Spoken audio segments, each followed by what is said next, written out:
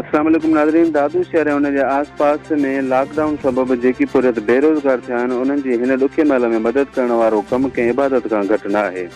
असांखे उहे माण्हू दिलि सां दुआऊं करे रहिया आहिनि। अहिड़ो इज़हार दादू शहर जे ज़िले अली दादू वाला फाउंडेशन पारां साजिद हुसैन मस्तोई ऐं तारिक जमाल ख़दरनि फ़क़ीरनि जे मुस्तहिक़ 17 ख़दरनि फ़क़ीरनि में ईद जा कपिड़ा विराया विया। उन मौक़े ते अली जमाली चयो त आऊं रब पाक जो शुक्रियो अदा कयां थो त असांजे ख़ानदान हमेशह दादूअ जे रहवासियुनि जी हर तरह जी मदद कई आहे।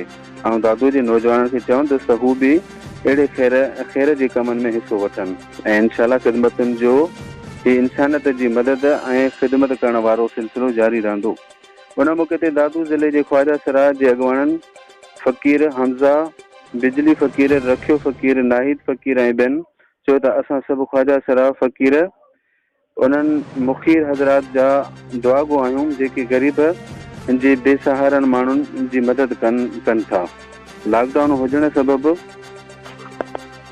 हर ख़ुशीअ जा प्रोग्राम करण ते पाबंदी हुजण करे इन ॾुखे महिल में असीं फ़क़ीर बि बेरोज़गार वेठा आहियूं, पर सरकारी अमलदारनि न त का असांजी का बि मदद कई आहे ऐं न ई वरी असांजी परगोर लधी आहे।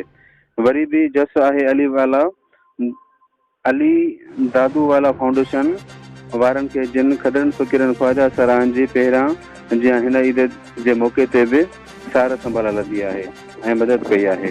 असां जे कंहिं बि परगोर न लधी आहे। वरी बि सिंध हुकूमत ऐं दादू ज़िले इंतिज़ामिया का परगोर न लधी आहे।